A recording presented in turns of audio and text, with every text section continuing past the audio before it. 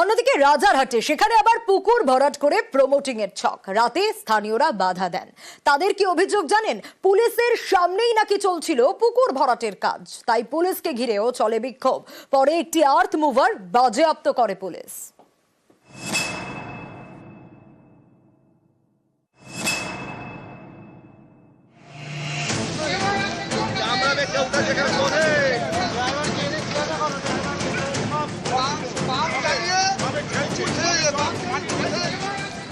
রাতে ভরাট করা হচ্ছে পুকুর, ফেলা হচ্ছে মাটি।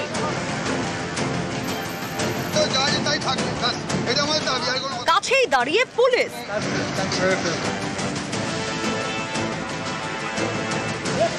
স্থানীয়দের অভিযোগ, পুলিশি পাহারাতেই পুকুর ভরাট করা হচ্ছিল। মঙ্গলবার রাতে এর প্রতিবাদে পথে নামেন স্থানীয়রা, বিক্ষোভ দেখাতে শুরু করেন। বিক্ষোভের মুখে পড়ে এলাকা ছাড়ে পুলিশ। এই ঘটনা রাজারহাটের বিষ্ণুপুর 1 নম্বর গ্রাম পঞ্চায়েতের রেকজোয়ানির। এখানেই রয়েছে পরপর 3টি পুকুর।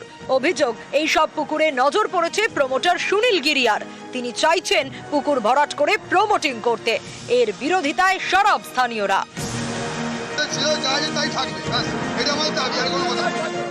মঙ্গলবার তখন রাত, শুরু হয় পুকুর ভরাটের কাজ। বাধা দেন স্থানীয়রা। পুকুর ভরাট করা যাবে না বলে প্ল্যাকার্ড বসিয়ে দেন। তাদের অভিযোগ, পুলিশি পাহারায় পুকুর ভরাট চলছিল। বাধা দেওয়ায় তাদের গ্রেপ্তারের হুমকিও দেওয়া হয়। তাতেও স্থানীয়রা পিছু হটেননি। শেষে একটি আর্থ মুভার বাজেয়াপ্ত করে পুলিশ। বন্ধ হয়ে যায় পুকুর ভরাটের কাজ। থানার গাড়ি এলো, 3টা গাড়ি এবং প্রচুর ফোর্স। তারা এসে বলল যে পুকুর ভরাট হবে। এটা ডিএম পারমিশন দিয়েছে এবং বিডিও পারমিশন দিয়েছে। আমাদের আইসি পাঠিয়েছে এবং আইসি বলেছে কোনো রকম যদি প্রবলেম হয় অ্যারেস্ট ওয়ারেন্ট আছে, অ্যারেস্ট করতে পারো। প্রমোটার এখন এসছে, অসাধু লোক সঙ্গে কিছু যুক্ত আছে, কে বা কার আমরা জানি না। এই চক্রান্ত চলছে, কিন্তু এটা আমরা হতে দেবো না।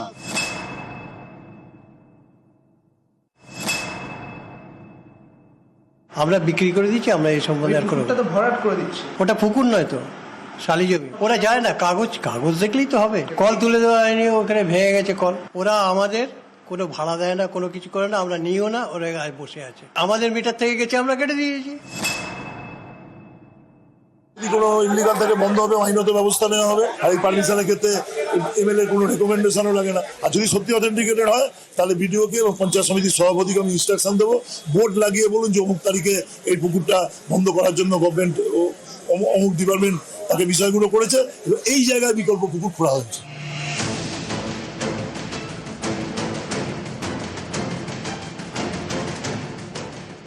সেই প্রমোটার অর্থাৎ সুনীল গিরিয়া নানা টালবাহানার পর তিনি আর আমাদের সঙ্গে যোগাযোগ করলেন না, আমাদের ফোন তুললেন না। তাহলে কি এখানেই প্রশ্ন উঠছে, তাহলে কি তিনি বুঝতে পারলেন যে এই কাজ তার বেআইনি?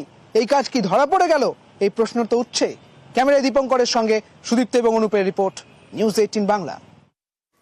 রাজারহাটের ছবি তো দেখলেন, অন্যদিকে নদিয়াতেও পুকুর ভরাটের ছক। কাজ শুরু হতেই কি ছবি দেখা গেল জানেন? ঝাঁটা হাতে মহিলাদের বিক্ষোভের ছবি, আর তাদের বাধাতেই বন্ধ পুকুর ভরাট।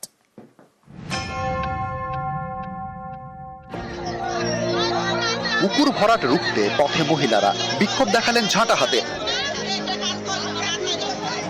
নদিয়ার কালীগঞ্জ ব্লকের দেবগ্রাম গ্রাম পঞ্চায়েত, এখানকার ডাঙ্গাপাড়া বাসস্ট্যান্ড এলাকায় বিশাল পুকুর। রোজগার কাজের জলের জন্য স্থানীয়দের বড় ভরসা। তাঁদের অভিযোগ, এই পুকুরটি ভরাটের ছক কষেছেন এলাকারই বাসিন্দা শহীদুল শেখ। পুকুর ভরাট করে জমি বিক্রি করতে চাইছেন। সেই পুকুর ভরাটের কাজ শুরু হয় বুধবার। নামানো হয় আর্থ মুভার। এর প্রতিবাদে পথে নামেন মহিলারা, বিক্ষোভ দেখান। আমাদের অভিযোগ একটাই, আমাদের আশেপাশে কোথাও পুকুর নেই, একটাই পুকুর, মানে সমস্ত কাজ ওইখানেই হয়। এই জায়গাটার জন্য একটা আপোষ করা হয়েছে, সে বলেছে করবো না, তা সত্ত্বেও আজকে কেন এই কাজটা সে করছে? কে করছে? শহীদুল্লাহ 140 করার সত্ত্বেও সে এই জায়গাটাতে কেন কাজ করতেছে? আমরা মানছি না, আমরা মানব না। আর যতক্ষণ ভিডিও বিএলআর না আসবে আমরা এখান থেকে যাচ্ছি না, জিসিবি আমরা ছাড়বো না। আজকে পুকুর নাই, পুকুরটা হলো বেরোমের কোন কালকার পুকুর। তেমন আমার বাপটা তখন জন্মায়নি। কখন এসেছিল বলা যায়?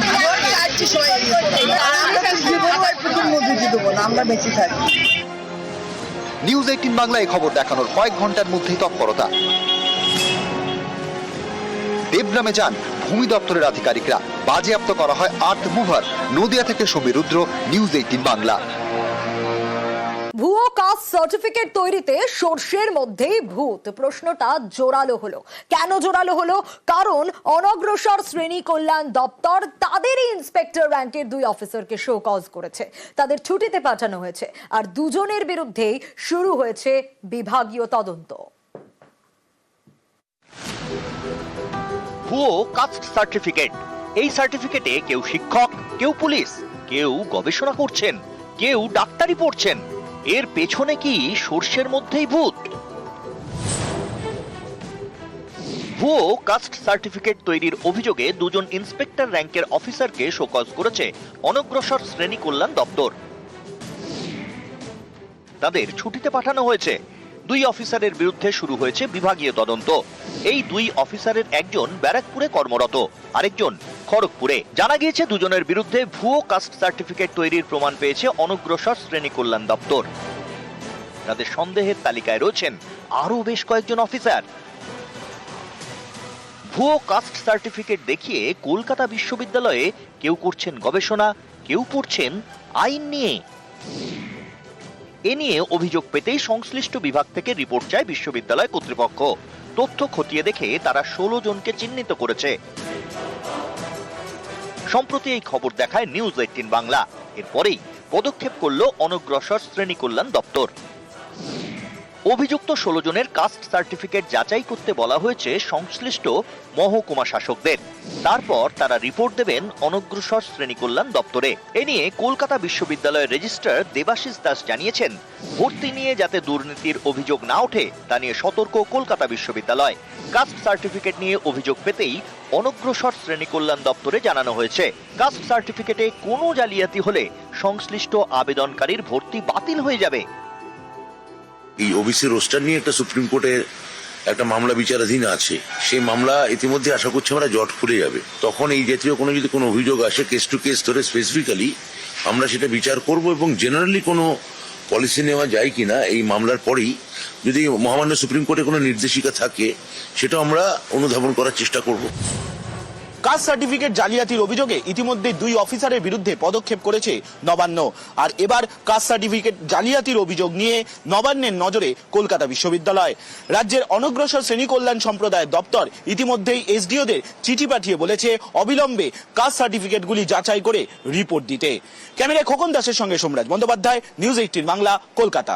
লন্ডন সফরে মুখ্যমন্ত্রী, আগামীকাল অক্সফোর্ডের কেলগ কলেজে ভাষণ। তার আগে আজ লন্ডনের পার্লামেন্ট স্ট্রিটে মহাত্মা গান্ধীর মূর্তিতে শ্রদ্ধা জানান মমতা বন্দ্যোপাধ্যায়। দেখাচ্ছি সেই ছবি আপনাদের।